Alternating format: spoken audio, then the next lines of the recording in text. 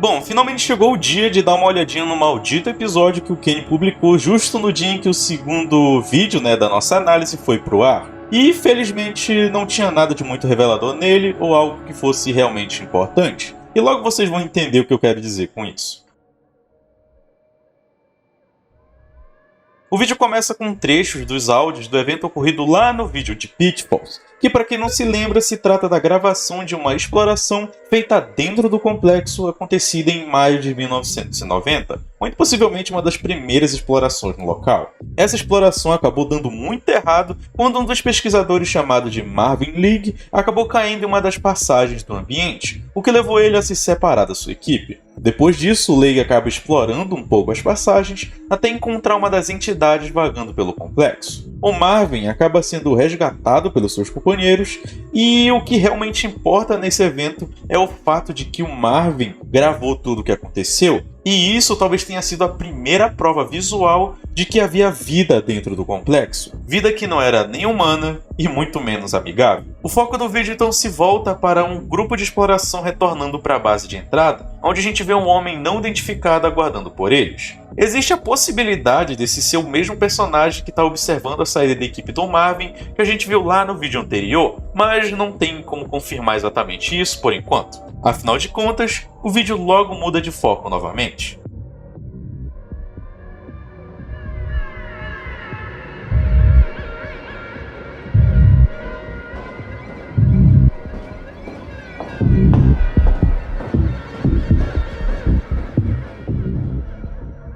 O nosso foco então se torna um pesquisador da Sync não nomeado. Ele caminha pelo prédio da empresa e a partir desse ponto a gente percebe que as gravações do Marvin estavam de fato sendo analisadas pelo grupo de cientistas de outro setor. Dois desses pesquisadores assistem o encontro com a entidade de forma preocupada e curiosa. O carinha que a gente viu caminhando então se dirige até um dos telefones fixos do local e inicia uma gravação. Dessa forma, o vídeo é cortado novamente e a gente passa a ver uma sequência de fotos em um time-lapse de funcionários da Sync cobrindo a passagem aonde o Marvin seguiu e teria encontrado a entidade, evitando assim que outros pesquisadores corressem o mesmo perigo. A foto de um projeto é exibida e a gente é apresentado a uma gravação no interior do complexo, onde o engenheiro começa a escutar um som desconhecido vindo à distância. Pouco tempo depois, é revelado que foi construída uma porta automática e possivelmente mais resistente naquela passagem. O vídeo é concluído dessa forma e é até interessante ver o início do que parece ser uma real sequência para os eventos, já que dessa vez o foco do vídeo foi nos mostrar como a Sync reagiu à descoberta de algo tão perigoso.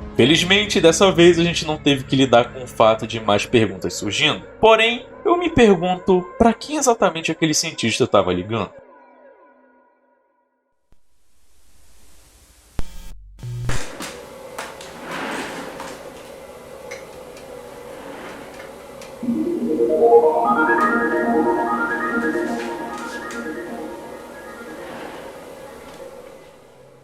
Bom, vamos com calma porque esse episódio conta com várias coisinhas interessantes. Assim como o nome dele sugere, Presentation se trata de uma fita de apresentação de um projeto da Sync chamado de A-Space, que nada mais é do que uma forma de capitalizar o uso do espaço infinito que o complexo oferece. O narrador comenta que nos anos recentes os avanços tecnológicos ofereceram diversos benefícios para a sociedade, porém esses mesmos avanços ofereciam riscos para a vida moderna pelo acúmulo excessivo de subprodutos, ou seja, lixo. Justamente por estarem prevendo que o número populacional iria crescer exponencialmente nos anos que estavam por vir, a Sync descobriu uma forma de abençoar a humanidade com a possibilidade de usufruírem das capacidades oferecidas pelo sistema de distorção magnético de baixa proximidade, o nosso querido SDM-BP, o portal que leva para o complexo.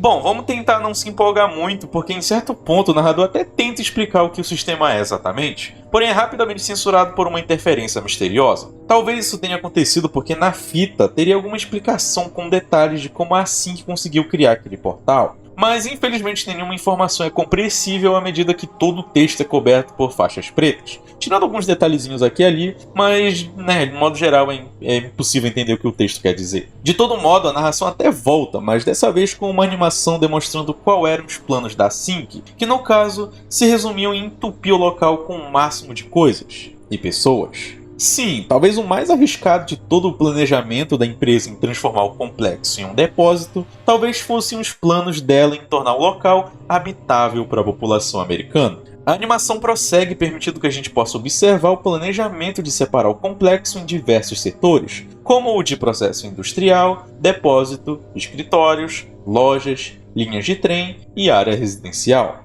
Sabe como é? Transformar o complexo em uma espécie de condomínio. E isso fica bem claro com as imagens apresentando o conceito de residências no interior do complexo. Esse trecho em questão logo é interrompido por um glitch, que na realidade se trata de um corte de frame com alguma coisinha escrita. É só dar uma esticada camarada no frame e logo a gente vê que existe uma palavrinha antes da frase "para enganar", alguma coisa relacionada ao governo federal. Existem várias teorias vagando pela comunidade, mas a que eu considero mais condizente é a possibilidade de estar escrito "editado para enganar o Bureau Federal de Investigação". Ou seja, algum trecho foi editado para que a pessoa que está assistindo não tenha que pagar pelas acusações apresentadas pra gente lá no início da fita. Mas ok, se tu viu o vídeo antes de assistir essa análise, tu deve ter percebido que eu não citei uma coisinha muito importante, que no caso são os trechos de gravações feitas pela câmera de segurança da Sync, que nos mostra 3 indivíduos seguindo pelo prédio e atravessando os laboratórios. Em certo ponto, a gente até consegue ver o centro de pesquisa dentro do complexo em vários ângulos diferentes. Essas cenas referem-se a uma visita feita pelo secretário de Energia que estava em atividade durante os anos de 1989 e 1993, que no caso é o James Watkins. Essa visita, muito possivelmente, seja uma burocracia para confirmar que as pesquisas feitas ali dentro não apresentavam perigo radioativo para a população, assim como serve para garantir que não existe uma tentativa de produção ilegal de armas, que basicamente é a função de um secretário do Departamento de Energia do governo americano. De todo modo, a reunião parecia estar indo muito bem, muito normal, sem nenhum transtorno, até certo momento em que os alarmes do centro começam a tocar. É possível perceber uma certa agitação nos outros pesquisadores presentes no local, e logo o cientista-chefe pede licença para o secretário para ver o que estava acontecendo, pois muito possivelmente esse cientista aí possa ser o responsável por aquele setor ou algo parecido. O foco da gravação logo muda para a real fonte daqueles alarmes, que não eram nada mais, nada menos que o cientista que havia ficado perdido na gravação de Informational Video.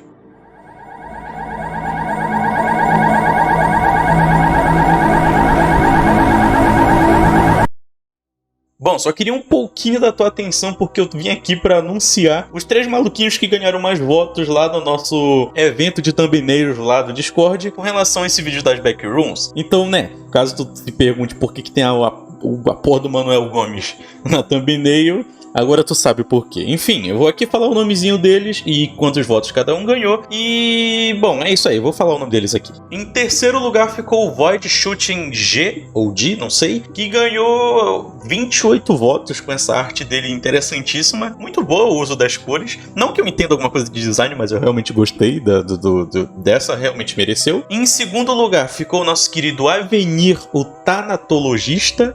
Não sei se é assim que pronuncia, eu acho que sim, enfim, que fez essa arte muito boa aqui, que realmente foi a favorita da galerinha da staff, que realmente ficou bem impressionante. Ele ganhou 33 votos merecidos, ficou muito bom, parabéns. Vocês dois, o segundo e o terceiro lugar, vocês têm o direito a um cargo especial no nosso servidor. Possivelmente você já deve ter ganhado eles, e caso vocês não tenham ganhado, por favor, entre em contato com um dos membros da staff, ou até mesmo comigo, que a gente vai providenciar para vocês. Enfim, diante dessas maravilhas, nós temos o nosso primeiríssimo lugar, que foi a arte do nosso queridíssimo desgraçado do Creed, ou do Creed, eu não sei como pronuncia. E eu juro que eu não tô xingando ele, e esse é o nick dele, que fez essa arte inacreditável do Manuel Gomes nas Backrooms, que honestamente ficou muito boa, e que ganhou 38 votos, muito bem, parabéns Creed, o Creed, muito bom, parabéns. Então, Creed, como tu ganhou em primeiro lugar, muito possivelmente tu já deve ter ganhado o teu cargo especial, né? E tu também tem total direito aos 10 reais que eram o prêmio, né, do evento. E, bom, Com relação ao pagamento, eu sugiro que tu entre em contato com algum dos membros da staff, ou até mesmo comigo, que a gente vai providenciar e resolver tudo certinho para não ter problema. Então, se tu ainda não ganhou os teus prêmios pelo primeiro lugar, entre em contato com a gente que a gente providencia isso o mais rápido possível. E é claro que também todos os participantes do evento também merecem os parabéns por ter dado o melhor de si. Então, basicamente é isso. Esse evento foi muito maluco, a galera mandou muita arte muito boa, e eu realmente estou pensando em fazer isso para todo vídeo, talvez. Não sei, é uma ideia. Eu só não posso dar R$10 em todo vídeo, né? Porque, senão eu vou falir. Mas enfim, parabéns a todo mundo que participou. Todo mundo é muito talentoso. Eu fico incrédulo com o quanto todo mundo do servidor é talentoso. E é basicamente isso. Continua com o vídeo e eu espero ver vocês no próximo evento. Valeu! O vídeo secreto se chama apenas Simpsons e não possui nada de muito relevante, fora o momento em que a transmissão de um episódio da animação é interrompido por uma interferência por alguns segundos até voltar ao normal. Um detalhe bastante interessante para se notar é que a interferência dura exatamente 18 segundos e transmite logo em seguida um comercial em espanhol que foi ao ar apenas nos anos 2000. Esses 18 segundos se encaixam perfeitamente no tempo de ativação do portal para o complexo, apresentado lá no vídeo chamado de terceiro teste. E aqui se encaixa uma teoria bastante interessante, é que essa filmagem aqui possa ter sido feita durante uma dessas ativações, mas nada explica o fato de um comercial dos anos 2000 ter sido transmitido lá nos anos 90. Porém, a esse ponto a gente sabe muito bem que o complexo tem uma relaçãozinha bastante interessante com o tempo em si, se é que tu me entende. Quem diria, né? Eu realmente não esperava que a gente teria uma continuação pro vídeo que começou com toda essa história. Se bem que, considerando o final do vídeo anterior, é bem possível que a gente esteja no ponto da narrativa onde a gente vai revisitar alguns momentos importantes. Mas ok, eu só tô divagando, bora continuar. Vamos focar no que está sendo apresentado pra gente aqui. Dessa vez a gente está de volta a 1995, mesmo ano em que a primeira gravação da série foi feita. Aqui a gente vê uma moça bastante intrigada com uma marcação estranha presente no quintal da sua casa. De cara, não parece ter nada de muito anormal, mas a moça insiste em realizar alguns experimentos que acabam provocando a existência de uma anomalia presente naquele local. Tudo que é jogado naquela área é repentinamente engolido pelo solo, e é óbvio que em certo momento essa curiosidade exploradora logo cobra o seu preço quando a garota é levada para o colo do capeta invertido.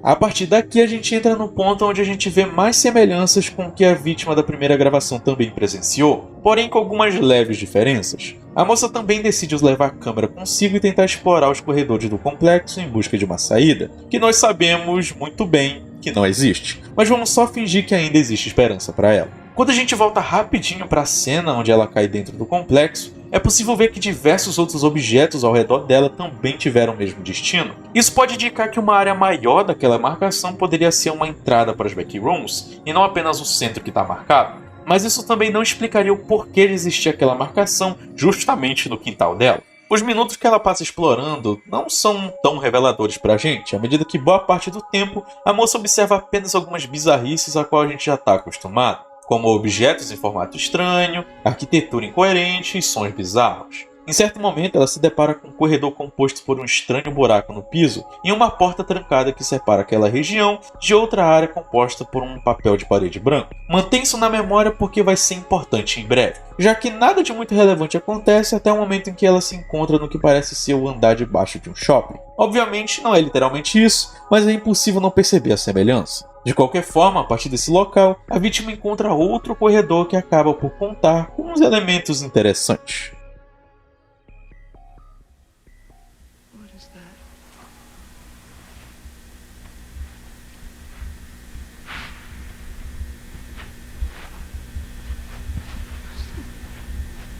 Paper? Oh. Oh my god.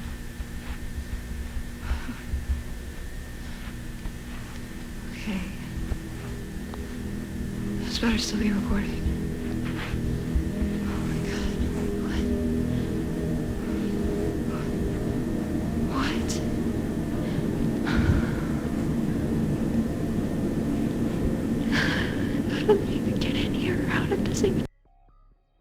Bom, caso tu não se lembre desse carro, É muito possível que ele se trata do mesmo veículo mostrado cair diretamente no complexo lá na gravação secreta presente em Report. Pelo carro estar em alta velocidade, o motorista não pôde evitar bater diretamente na parede. O curioso é que ao observar melhor a cena do acidente, a moça acaba observando a marca de uma mão na parede e diversas outras marcas de sangue no chão. Curiosa para saber se o motorista havia sobrevivido ou se apenas encontraria um corpo, ela começa a seguir os rastros esperando que alguém a respondesse. E no meio dessa mistura de sentimento de esperança, medo e curiosidade, a nossa exploradora acaba encontrando algo bastante curioso.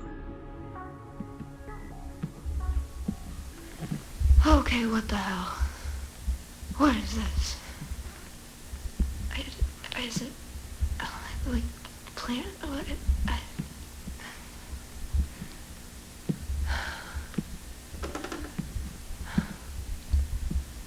Who is that?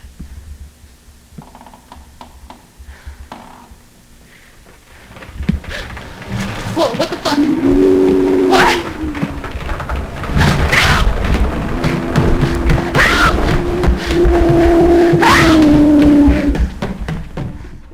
A entidade escondida entre o material presente nas paredes começa a perseguir a moça, que realmente consegue se dar muito bem em percorrer todo o caminho de volta até o seu ponto inicial, não vendo outra alternativa além de pular naquele buraco que havia visto anteriormente. Estando ali, é possível observar que aquela área possui uma estética completamente diferente da outra, quase como se dessa vez a vítima tivesse chegado nas famosas piscinas liminares presentes no 37º andar, lá das backrooms criadas pela comunidade. Uma ótima referência do Kenny, por sinal. A perseguição prossegue bastante intensa pelos corredores. A moça consegue se afastar o suficiente da entidade para conseguir se esconder em uma área com passagem apertada, onde ela fica em segurança, podendo assim planejar o seu próximo passo.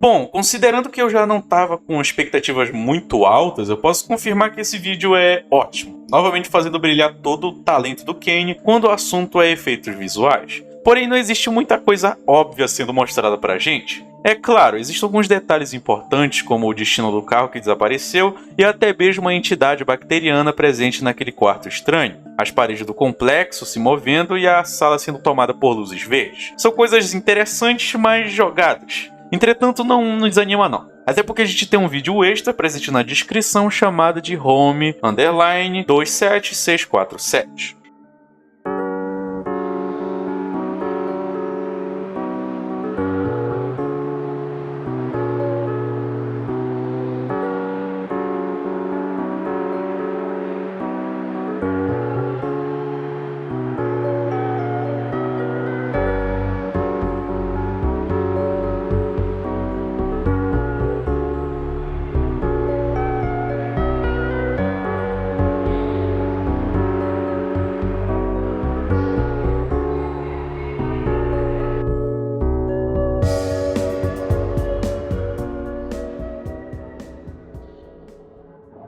À primeira vista, ele parece ser apenas um compilado de filmagens aleatórias feitas por uma família americana dos anos 90. E se trata exatamente disso. Porém, diante de todas as teorias malucas por aí, dizendo que o título do vídeo se trata de uma referência de um site que vende mudas de bactérias, ou até mesmo que afirma que ela se trata de uma visualização de uma máquina biológica presente no interior, tentando aprender sobre a humanidade, eu vou me apegar à teoria que mais me parece realmente plausível. A gravação apresenta diversas filmagens aleatórias do que parece ser uma simples viagem. A gente vê fotos de famílias e inclusive no finalzinho do vídeo está presente uma fotografia que conta com a exata mesma pintura na parede que a vítima da fita encontrada acaba vendo. Mas o que isso significa exatamente? Que muito provavelmente toda aquela área presente, além do carro acidentado, possa ter sido criado com base nos elementos que um dos membros dessa família era familiarizado. Pode ser qualquer um deles. O fato é que a família presente nessa gravação parecia viajar bastante, e em certa cena a gente pode observar que alguns deles possuem seus rostos censurados.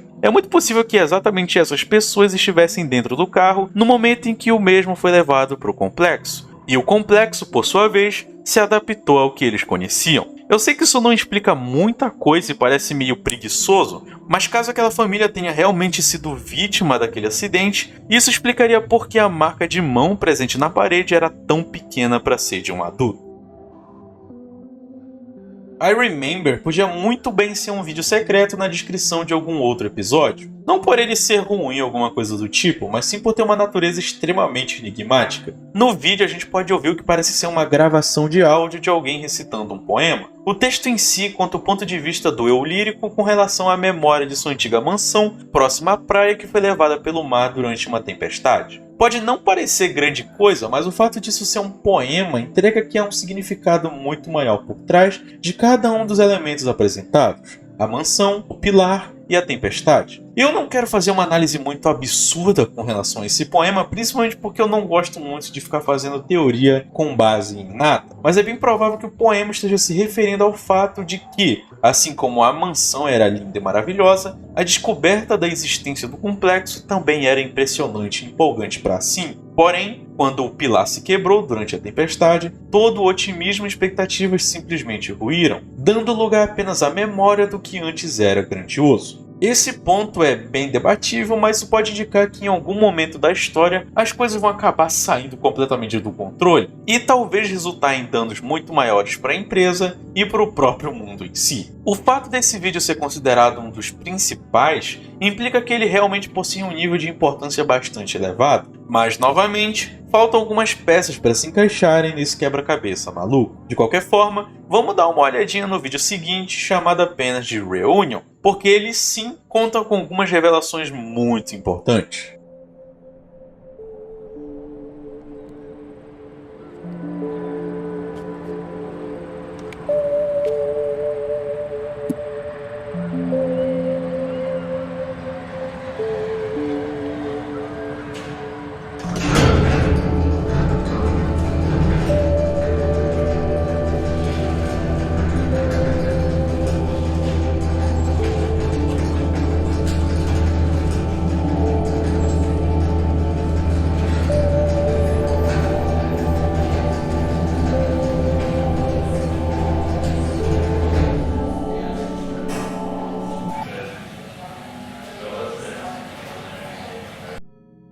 Bom, parece que agora a gente voltou um pouquinho no tempo, mas não se preocupa porque com certeza vai ter um redux sobre essa série que eu vou organizar todos os episódios em ordem cronológica, então relaxa, simplesmente tenta não surtar com todas essas datas aí. Vamos tentar se focar só no que é apresentado nessa gravação específica, porque nela a gente vê um grupo de cientistas retornando à área que a gente viu lá em Pitfalls para realizar alguns estudos. E o mais interessante é que esse grupo em específico é formado por alguns dos membros apresentados nessa mesma gravação.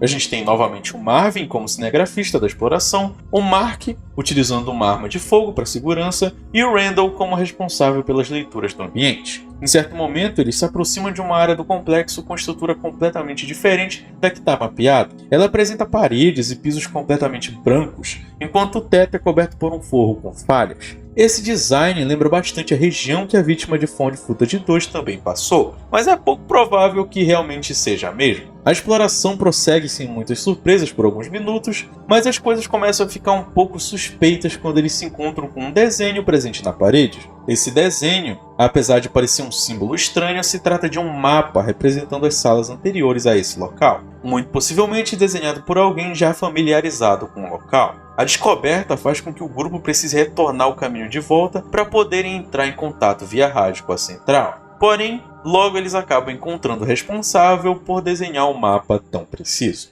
Oh my God! He's got my gun! He's got my gun! He's got my gun! Don't move! Never you move! Okay, okay.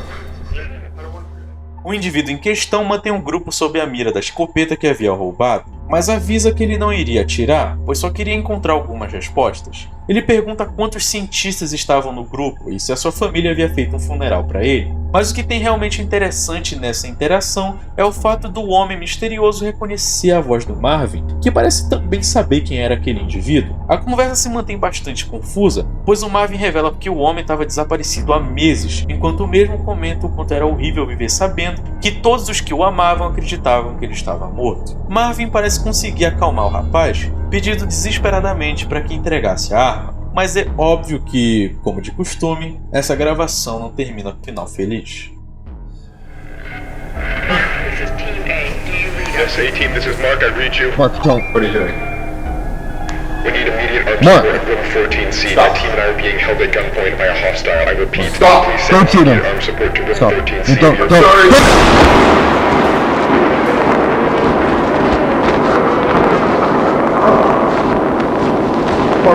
I'm alive, but I want to you to tell them that I'm alive. I need to know.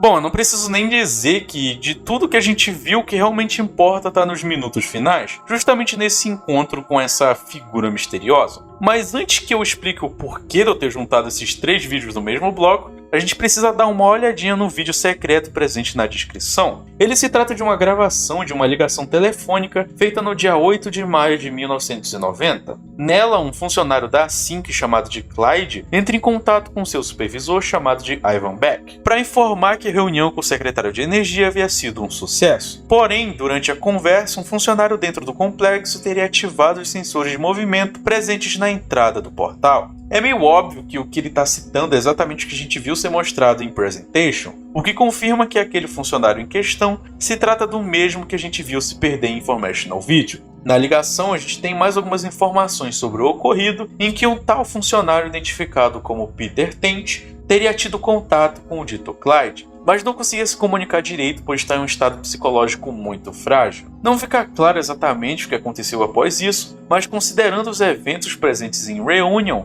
é possível confirmar que o Peter não saiu do complexo, à medida que é exatamente ele quem vimos atacar o grupo de exploradores e acabar atirando contra o Mark.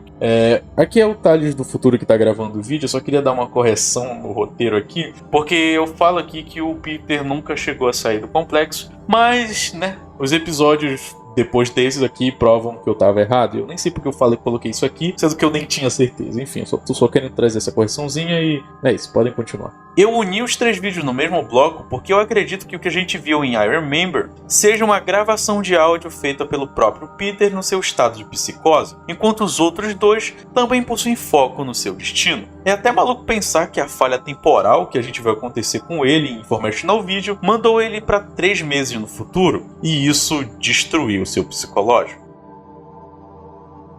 Bom, esse é mais um daqueles vídeos de transição. Ele é curto e apresenta pouca coisa. Nele a gente vê várias cenas do céu e da fauna de uma região americana, enquanto de fundo é possível escutar um discurso de um presidente dos Estados Unidos. O vídeo prossegue mostrando algumas coisas desconexas, até que a gente vê o que parece ser o que muito possivelmente seja a primeira ativação do portal que mais tarde seria patenteado pela Sync. Eu digo que possivelmente é a primeira, porque o que a gente ouve na rádio se trata do anúncio de negociações feitas pelo secretário do Congresso americano, Colin Peterson, com a União Soviética. Isso é algo que aconteceu de verdade várias vezes durante o ano de 1972. Se Overflow realmente se passa em 72, essa pode ser a entrada mais antiga da série que a gente tem atualmente. E o fato do Kane ter colocado esse vídeo para ser o primeiro na playlist que ele está sempre atualizando também contribui bastante para isso ser verdade.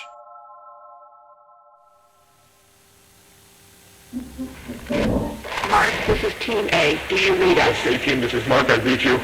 What are you doing? We need immediate armed support at room 14C. My team and I are being held at gunpoint by a hostile. I repeat, please send immediate armed support to room 14C. You're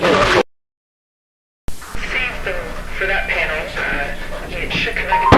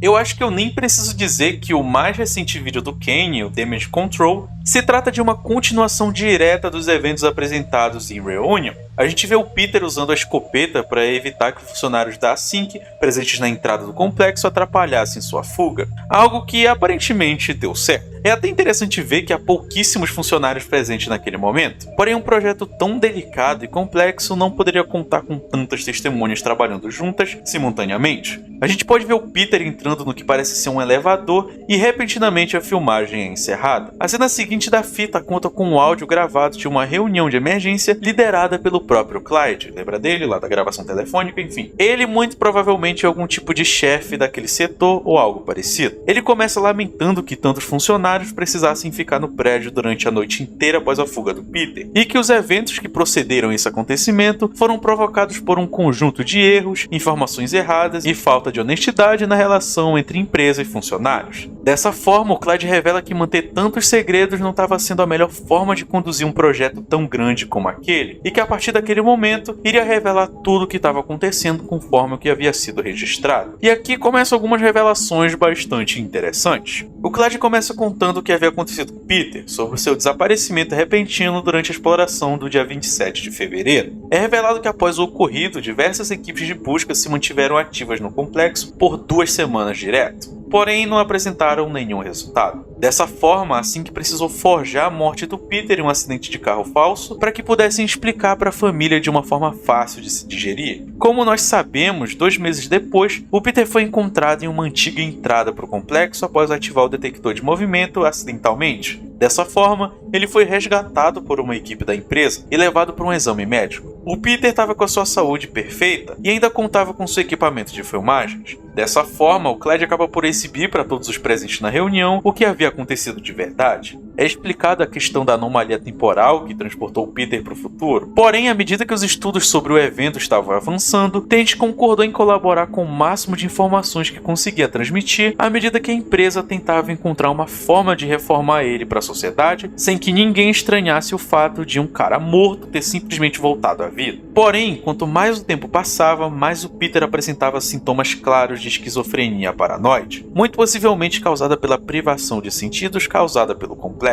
Lentamente, o Peter ia acreditando mais e mais que tudo que ele estava vivendo era apenas uma simulação criada pelo complexo e todos ao seu redor estavam tentando o machucar de alguma forma. Toda essa complicação acabou resultando no dia 22 de maio. Enquanto estava sendo transferido para um dormitório mais confortável, o Peter escapou da escolta e correu para dentro do complexo, onde ele ficou desaparecido por mais alguns dias. É nesse ponto que ocorre o que a gente viu em Reunion, onde ele atirou contra o Mark, não o matando por pura sorte. Após isso, Peter correu de volta para a entrada, achando que aquela era uma saída alternativa, onde ocorrem as cenas que a gente vai acontecer na introdução desse vídeo. Por sorte, enquanto corria pelos laboratórios vazios, um cientista chamado Maxwell, sendo aquele mesmo cientista que a gente viu no repórter, desarmou o Peter, atirando sem querer no teto. De qualquer forma, o rapaz continuou sua fuga pelo prédio, até finalmente conseguir alcançar a superfície. Clyde diz que muitas testemunhas podiam ter avistado a presença dele, mas Tent conseguiu fugir sem ser detectado. Demorou por volta de 5 minutos para que os seguranças pudessem chegar na superfície. Como nenhuma testemunha notou a presença do Peter na região em frente ao prédio, os seguranças seguiam em direção à encosta do monte onde a construção se encontrava. Infelizmente, ao fazerem isso, foi descoberto que Tent teria caído do penhasco acidentalmente e falecido instantaneamente. Clyde prossegue afirmando que tudo o que aconteceu podia ter sido evitado, mas que não havia tempo para desperdiçar, lamentando a morte de alguém que dedicou sua vida para aquele projeto. Peter era um gênio na sua área, e apesar da situação trágica, aquele projeto era muito maior do que apenas uma pessoa. Era resultado do esforço de milhares de pessoas, e acima de qualquer coisa, não importa qual fossem os questionamentos, Peter Tent morreu em um acidente. Peter Tent morreu em um acidente. O Peter Tent morreu em um acidente. O Peter Tent morreu em um acidente.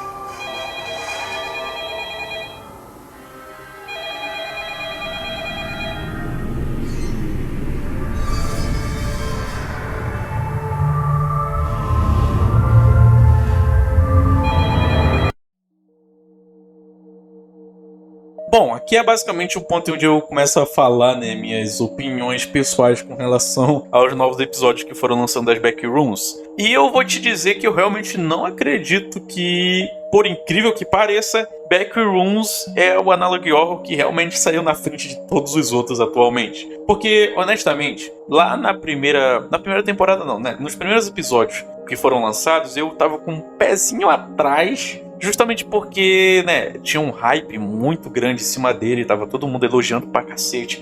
Porra, mó série foda criada por um moleque de 16 anos e tal, nossa, muito bom. E, bom, eu como eu disse em outros vídeos, né, toda vez que alguém começa a hypar muito alguma coisa, simplesmente, né, tô mais disposto a não gostar daquilo. Então, foi basicamente o que aconteceu. E eu admito que no primeiro episódio eu talvez tenha ficado, né, tinha sido um pouco birrento com as coisas, mas eu realmente, depois de analisar com cuidado toda, né, a construção da série, tu pode ver que realmente o Kane, apesar de ter 17 anos atualmente, né, o cara realmente tem muito mais planejamento e preparo do que muito marmanjão fazendo Analog Horror por aí. Principalmente quando a gente compara o Backrooms dele com a nova temporada de Mandela Catalog, mano. Tipo, não tem nem comparação o nível de qualidade entre as duas séries. Então, apesar de que no vídeo anterior, né, no vídeo de Mandela Catalog, eu falei lá que, o Alex cometeu o mesmo erro do Kane. Eu falei isso, mas eu não tinha assistido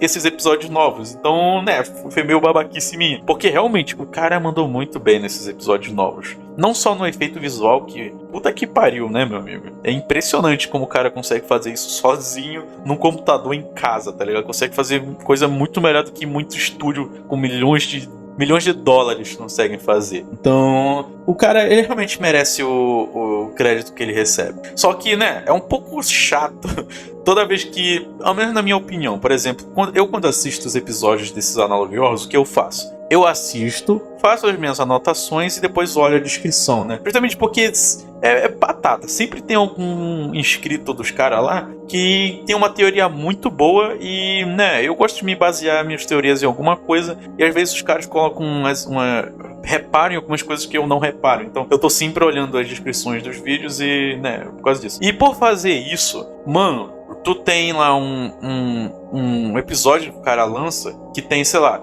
100, 200 comentários. Pode ter certeza que de 200 comentários, 100 são das pessoas falando, pô, caraca, e pensar que isso tudo tá sendo produzido por um cara de 16 anos, tá ligado? Tipo, ok, a gente sabe que ele tem 16 anos, ele é um cara talentoso, tá bom, nós sabemos isso. Por favor, para de fazer esse comentário genérico. Tipo, eu sei que é muito escroto eu estar incomodado com comentários de um vídeo de outro cara. Mas, mano, porra, fala um pouco sobre como é bonito a parada, mano. Não faz um comentário genérico. Eu acho que eu acho que, se eu não me engano, ele mesmo já falou no Twitter dele que ele se incomoda com essa parada, porque parece que, pelo fato dele ser novo, a galera tá sempre esperando que ele faça alguma coisa imatura e ruim, enquanto o cara realmente dedicou a vida toda dele pra aprender sobre efeito visual e tereréu. Não é à toa que, né, hoje mesmo, né? Eu acho que foi hoje que anunciaram que a série dele, né? Do Backrooms dele vai ter uma adaptação em série, em filme, não sei exatamente. Mas, né?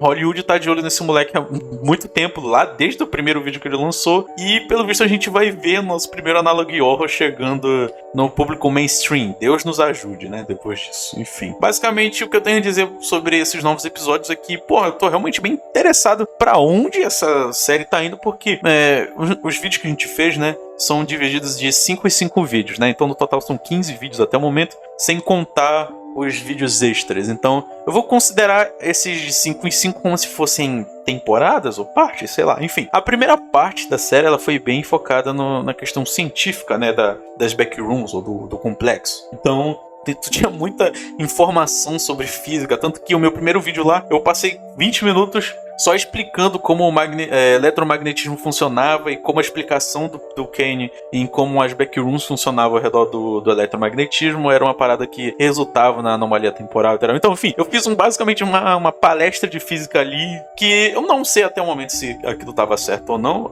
Eu vi comentários de professores de física falando que eu estava certo, então muito obrigado. Mas a questão é que, enquanto esse foi basicamente esse o foco da primeira parte, né, explicar pra gente como funciona as backrooms, não necessariamente explicar, né, como funciona, mas explicar qual era o ponto de vista da Sync com relação a como era o complexo e tal. A segunda parte, ela foi mais focada na questão do que tem lá dentro, né? Tanto que teve muito foco na questão da bactéria, o que é a bactéria. Tinha lá os nomes, tinha lá o corpo que encontraram. E teve muito disso, que na minha opinião, acho que foi o ponto mais baixo da série, porque apesar do Kane ter apresentado umas ideias muito boas, ele não conseguiu elaborar muito bem, porque do que adianta apresentar alguma coisa interessante sem que tu dê um fiozinho para que as pessoas sigam e encontrem a resposta, né? Então, eu sinto que não é como se fosse ficado jogado, mas foi só apresentado pra gente e quem sabe depois ele vai explorar isso. Mas essa terceira parte eu achei muito boa, justamente por ter um foco em um personagem,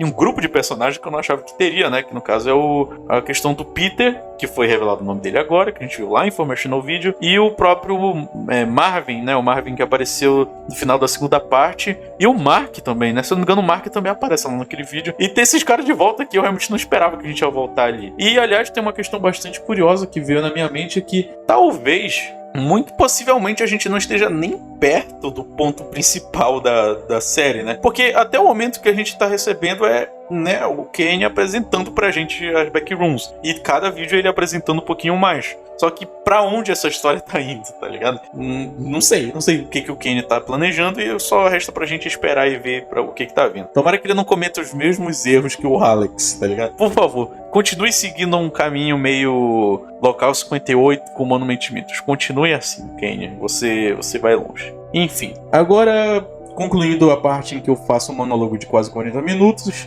vamos começar o nosso, né, agradecimento à nossa galerinha especial. Bom, é claro que eu vou começar agradecendo aos nossos amiguinhos pombíssimos de platina, que não deveriam estar gastando tanto dinheiro com a gente, mas estão gastando, né? Fazer o quê? Muito obrigado, Murilo, que é o nosso querido Murilo Lobos, que tem um canal de React, que faz muito tempo que ele não reage, um vídeo do canal, né? Não queria dizer nada não, mas enfim. Muito obrigado ao Detarin, eu não sei como se pronuncia, mas muito obrigado. Muito obrigado, Ethany, que é o nosso mais novo pombo de platina. Muito obrigado mesmo pelo apoio. E muito obrigado a Muni, que eu sempre chamo de O Muni, mas na verdade é uma menina. Muito obrigado a Muni. E desculpa por estar usando o pronome errado esse tempo todo. É basicamente isso. Muito obrigado a todos os membros de platina. Sério, vocês não precisavam estar apoiando assim, mas muito obrigado. E é claro que nesse agradecimento eu também estou incluindo todos os membros do canal. Muito obrigado a todos vocês. O nominho de vocês vai estar aparecendo aí, que o Soura vai colocar, porque se ele não colocar, ele vai ser demitido. E por falar nele, muito obrigado, Soura, por ter editado esse vídeo maravilhosamente mais uma vez. Muito obrigado, Haikin, por ter revisado esse vídeo na velocidade de um caracol manco, não é mesmo? Mas tudo bem, não vou julgar o cara. Muito obrigado ao Roboto por ter feito as artes do canal. Ele não fez necessariamente a arte da thumbnail, né? Justamente porque a arte da thumb foi do evento. E muito obrigado a quem mesmo? Acho que eu tô esquecendo alguém. Muito obrigado a mim mesmo, porque ninguém merece, né? Eu tô aqui de madrugada gravando, eu podia estar gravando de dia, mas tô aqui gravando pra vocês. Então agradeço a mim e eu agradeço a mim também. Aliás, caso tu não tenha percebido, eu só vou falar isso aqui no final, eu tô com um microfone novo, então se tu percebeu alguma diferencinha no áudio aí, comenta aí embaixo. E se tu, né, teve algum erro no áudio, a culpa não é minha, a culpa é do microfone, a culpa é ele, não culpa eu. Enfim, aqui é o Thales do Pombo Atômico e a gente se vê na semana que vem.